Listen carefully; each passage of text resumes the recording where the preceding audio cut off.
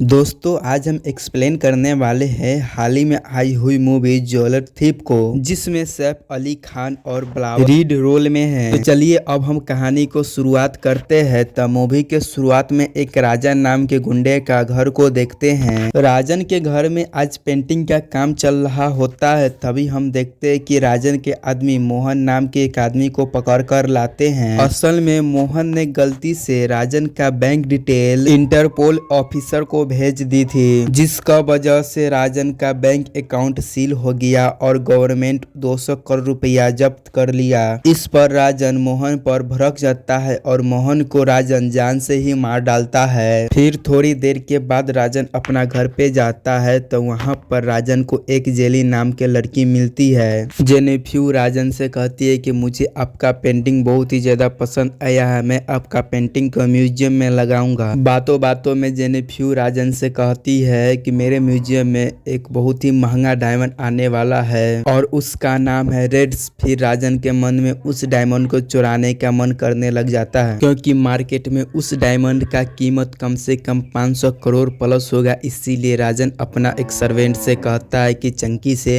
कि कैसे भी कर उस डायमंड को चुराने के प्लानिंग बनाओ। फिर उसके बाद हम एक चोर के देखते हैं जो कि बहुत ही खतरनाक चोर था और वो अपना जिंदगी अमेरिका में मौज मस्ती से काट रहा होता है। और यहाँ कर एक और खासियत बात है कि वह किसी भी चीज को बहुत ही ज्यादा आराम से चोरा लेता है। इतने में हम एक अभी नाम को लड़का को देखते हैं जो कि अमेरिका में रेहान नाम को पीछा कर रहा था। असल में वह रेहान का छोटा भाई था। वहीं पर ऑफिसर रेहान और अभी को पीछा कर रहे थे। तभी अभी अकेला में जाकर रेहान से मिलता है और घबराते हुए कहता है कि पापा के जान खतरे में है। यह सुनकर रेहान बहुत ज्यादा घबरा जाता है। फिर वह कहता है कि कोई राजन नाम के आदमी पापा को डोनेशन देने के लिए आए थे, लेकिन उसे थोड़ा भी अंदाजा नहीं था कि डोनेशन के नाम पर राजन ने उसे ब्लैक मनी भेज दिया है। फिर यह पैसा भेजने के बाद राजन ने अभी से कहता है अगर यह बात मैंने पुलिस से बता दिया तो तुम्हारा पापा का जिंदगी पूरा जेल में ही कट जाएगा। अगर तुमको अपना पापा को बचाना है तो अपने बड़े भाई रेहान से मुझसे मिलने के लिए कहो। यानी कि राजन रेहान से अपना काम कराना चाहता था, लेकिन यहाँ पर अभी को टेंशन था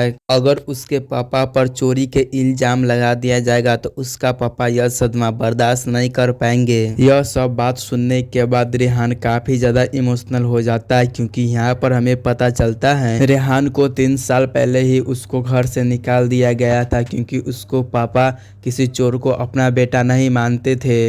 इतना कुछ हो जाने के बाद रेहान अपना पापा को अकेले नहीं छोड़ना चाहते थे, इसलिए राजन के कहना पर वह इंडिया जाने के लिए मान जाता है। रात के दोनों पुलिस ऑफिसर अपने कार में बैठे हुए होते, तभी जाकर रेहान बैठ जाता है। फिर पुलिस ऑफिसर पूछता है तुमको डर नहीं लगता है क्या? तब रेहान कहता है तुमको डरने की जरूरत नहीं है, मैं खुद को सरेंडर करने के लिए आया है। तब यह बात सुनकर दोनों पुलिस ऑफिसर खुश हो जाता है। तब यह बात बताने के लिए विक्रम को पुलिस ऑफिसर फोन करता है। तब हम इतने में विक्रम को देखते हैं। विक्रम अपने ऑफिसर के साथ पाटली बारे एक कंपनी में रेड मार देता है। असल में विक्रम को यह खबर मिली थी कि पाटली वाले कंपनी में गैर कानूनी काम होता है। फिर उसके बाद विक्रम को कॉल आते, फिर वो ऑफिसर रेहान के बारे में सब कुछ बता देते हैं। विक्रम यह बात सुनकर बहुत ही ज्यादा हैरान हो जाता है, क्योंकि रेहान के पकड़ना इतना आसान नहीं था। कॉल पे विक्रम पुलिस ऑफिसर को कहता है कि तुम रेहान को अमेरिका एयरपोर्ट पर लेकर आओ, मैं भी वहां पर पहुंचता हूं। यह सुनते ही रेहान को पकड़कर एयरपोर्ट पर ले आते हैं और एयरपोर्ट पर इंतजार करते करते वो तीनों वहीं पर सो जाते हैं। फिर थोड़ी देर के बाद विक्रम एयरपोर्ट पर आता है तो उसे रेहान दिखाई नहीं देता है।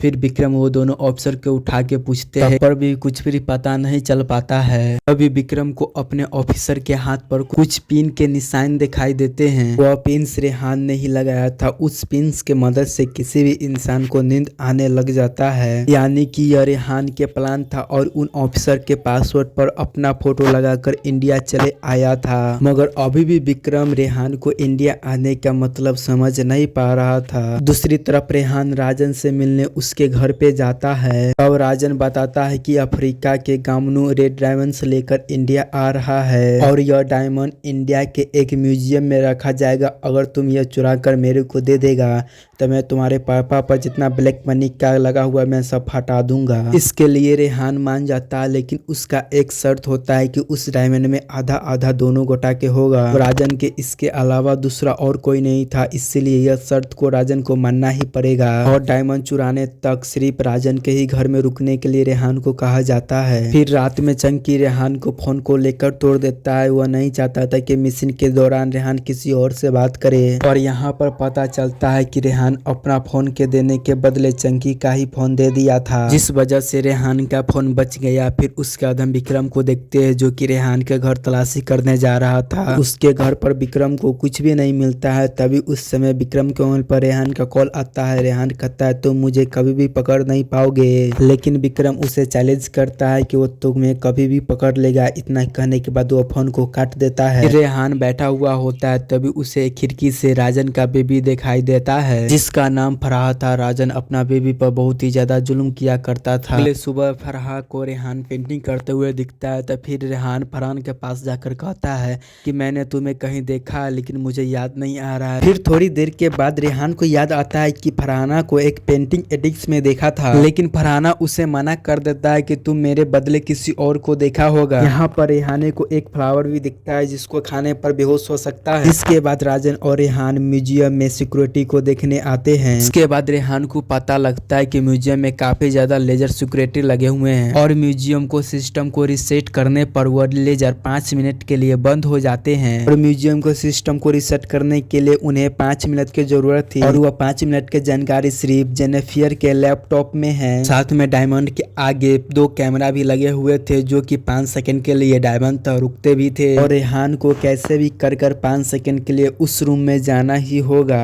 यही उसका प्लान था। अब हम विक्रम को देखते हैं। रेहान के बारे में पूछताछ करने के लिए विक्रम उसके डैड के पास में जाते हैं, लेकिन रेहान के डैड कहते हैं कि मैं उससे बहुत समय पहले उसे रिश्ता तोड़ चुके हैं और उसके बारे में मुझे कुछ भी नहीं पता। साथ में विक्रम को कुछ भी पता नहीं चल पाता है। फिर रात में रेहान को अपने डैड को याद आ रहा था और वह भी बात याद आ रहा था जिस दिन उसका डैड ने पहली बार चोरी करते हुए पकड़ा था। रेहान चोरी सिर्फ अपना परिवार को मदद करने के लिए करता था क्योंकि वो लोग काफी गरीब थे। यहाँ पर एक और बात पता चलता है कि पैसा की कमी से रेहान की मॉम की डेथ हो गई थी और इसीलिए वो चोरी चपाटी करने लग गया। खैर उसके बाद रेहान यहाँ पर ड्रिंक कर रहा होता है। तभी फरहाना कहता है कि मैं वही लड़की हूँ जिसे तुमने दिल्ली में देखा था। इस पर रेहान पूछता है कि तुमने आखिर राजन से शादी क्यों की कि जब तुम्हें वह इतना मारता है। फिर फरहाना बोलता है कि कभी न कभी हमको ऐसा चीज करना पड़ता है कि जैसा कि कभी हम लोग ने सोचा भी नहीं होंगे, कि जैसे में तुम जो कि अपना पापा को बचाने के लिए राजन का मदद कर रहे हो। और इतना करके फरहाना चली जाती है और रेहान उसके बारे में सोचने लग जाता है। फिर अगले सुबह में रेहान राजन को पासपोर्ट चुराने की बात कर रहा था कि जैफी पर जैसे ही अपना कैबिन से बाहर जाएगी वैसे ही उसको रूम के अंदर घुस जाऊंगा। प्लान के अनुसार सब कुछ हो रहा था। इधर चंकी सिक्योरिटी को बेहोश कर म्यूजियम का अलार्म को चालू कर देता है, जिससे म्यूजियम में सभी लोग घबरा जाते हैं कि यह क्या हो रहा है। सिर्फ जेनिफर ही अपने लैपटॉप में पासवर्ड डालकर उस अलार्म को बंद कर सकती थी। फिर रेहान कैबिन में छुपकर जेनिफर का वेट कर रहा था। फिर जेनिफर जैसे ही आकर अपना लैपटॉप में पासवर्ड डालता है वैसे उसका फिंगरप्रिंट कीबोर्ड पर छप जाता है। फिर जेनिफर के बाहर जाते हुए रेहान कीबोर्ड पर के कैपिटल लेटर को लिख लेता है। रेहान जैसे ही कैपिटल लेटर को लिख रहा था तैसे ही जेनिफर अपना रूम में आ रही थी, जिससे आता देखकर रेहान डर के मारे खिड़की के बाहर छुप जाता है। जेनिफर के शक होता है कि उसने किसी को देखा, इसलिए खिड़की के बाहर झांकने के लिए जाती है, लेकिन उसी टाइम राजन आ जाता है और अपना बातों में फंसाकर उसे बाहर ले जाता है। रेहान बाहर आकर राजन से कहता है कि मुझे पासपोर्ट का लेटर मिल चुका है और उस लेटर से पासपोर्ट बनाने में मुझे कुछ टाइम भी लग सकता है। इसलिए राजन कहता है कि तुम्हारे पास सिर्फ 30 दिन है, तुम्हें जल्दी ही करना होगा। रात को राजन एक बहुत ही बड़ा माफिया मूसा माफिया को कॉल करता है, जो कि हीरे वगैरह को डील करा करता था। फिर राजन कहता है मेरे पास बहुत ही जल्द रेड्स डायमंड्स आने वाले हैं और उससे पहले मुझे 500 करोड़ मिल सकते हैं क्या। फिर मूसा भी डील करने के लिए तैयार हो जाता है, कहता है कि बिकवा दूंगा, लेकिन मूसा धमकी भी देता है कि तुम उस डायमंड को सही टाइम पर नहीं लाया था, मैं तुझे मरवा दूंगा। तो कॉल पर बात करते समय राजन घर से बाहर चले जाता है। अब घर से बाहर जाते ही राजन को रेहान फरहाना को घर से बाहर घुमाने के लिए ले जाता है। फरहाना काफी समय से घर से बाहर नहीं निकली थी। फिर उसके बाद यह दोनों काफी ज्यादा एंजॉय करते हैं। उसी समय रेहान को अपना डैड दिखाई देता है। वह चाहता था कि डैड से मिले, लेकिन उसके अंदर इतना हिम्मत नहीं हो पाता है। फिर फरहाना इस नज़ारा को देखता है और रेहान से कहता है कि हर कोई अपना जिंदगी में गलत काम करता है,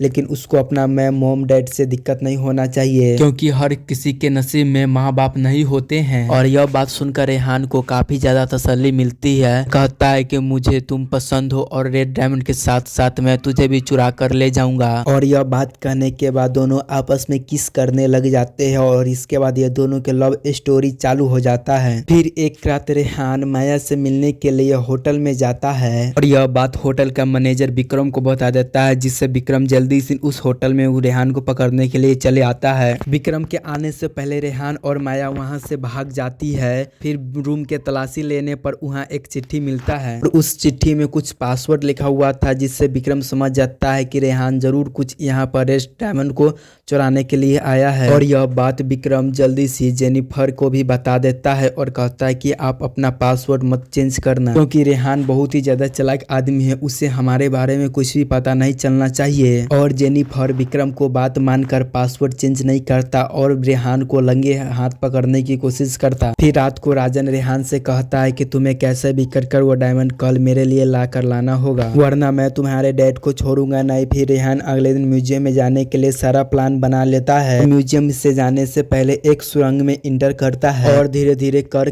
डायमंड के पास जाने लग जाता है। लेकिन रेहान को इस बात को तना भी भड़क नहीं था कि विक्रम की पूरी नजर रेहान के ऊपर थी और कैमरे की नजर से रेहान को अच्छा से नजर रख रहा था। फिर रेहान जल्दी से उस डायमंड के रूम के बगल में रुक जाता है। रूम के अंदर जाने से पहले रेहान को वो दोनों कैमरे से बचकर जाना था, लेकिन जब रेहान देखता है कि उस कैमरे की स्पीड पहले से ही थोड़ी तेज हो चुकी है, तब रेहान को शक हो जाता है कि वो विक्रम से आज पकड़ा जा सकता है, वरना कैमरे का स्पीड कौन बढ़ा सकता है। इसीलिए रेहान म्यूजियम से भागने लग जाता है। लेकिन विक्रम रेहान को पकड़ने के लिए उसका पीछा कर रहा था। अभी विक्रम अचानक से आकर रेहान के सामने खड़ा हो जाता है। फिर उसके बाद ये दोनों में फाइट होने लग जाता है। रेहान विक्रम से कैसे भी कर वहां से भागने लग जाता है। फिर उसके बाद हम देखते हैं कि राजन रेहान से बिल्कुल भी खुश नहीं था, क्योंकि रेहान डायमंड को नहीं चुरा पाया था। इसलिए राजन के आदमी रेहान को खूब मारता है। फिर रेहान कहता है कि तुम चिंता मत करो, मैं कैसे भी कर उस डायमंड के मैं ला कर दूंगा। और यहाँ पर राजन को रेहान पर भरोसा करने के अलावा कुछ भी नहीं था। फिर रेहान राजन से कहता है कि मेरे पास एक अच्छा प्लान है। इस हादसे के बाद जरूर वो गोमोनू डायमंड को लेकर अफ्रीका जाएगा। हम लोग फ्लाइट को खराब कर देंगे, जिससे गोमोनू को डायमंड को लेकर कमर्शियल फ्लाइट से जाना पड़ेगा। कमर्शियल प्लेन में बाकी लोग भी ट्रेवल कर सकते हैं, इसीलिए इसका प्लान था कि उसी जगह डायमंड को चुरा लेंगे। पर इस काम में रेहाना को फराह की भी जरूरत थी। अब रेहान राजन से कहता है कि मुझे सबसे पहले उस एयरपोर्ट के ड्राइवर के परिवार को किडनैप करना पड़ेगा, ताकि उसे ब्लैकमेल कर सके। फिर रेहान एक यूके के बैग चुराने के लिए जाता है, क्योंकि उस बैग के एक खूबी थी कि वह बैग चेक इन के दौरान आवाज नहीं कर सकता था, इसलिए वो लोग इस बैग में डायमंड को रखकर सिक्योरिटी से आराम से बच सकते थे। फिर दूसरी तरफ राजन मूसा से मिलने के लिए जाता है और मूसा से कहता है कि आप मुझे सिर्फ एक मौका दे दीजिए, मैं वह डायमंड लाकर आपको पक्का दे दूंगा। इस पर मूसा बोलता है कि डायमंड मिलने के बाद तुम रेहान को क्या करेगा। तो फिर राजन बोलता है कि डायमंड मिलने के बाद मैं रेहान को जान से मार दूंगा। इसके बाद हम लोग डायमंड को आधा आधा बांट लेंगे, जिस पर मूसा बहुत ही ज्यादा खुश हो जाता है।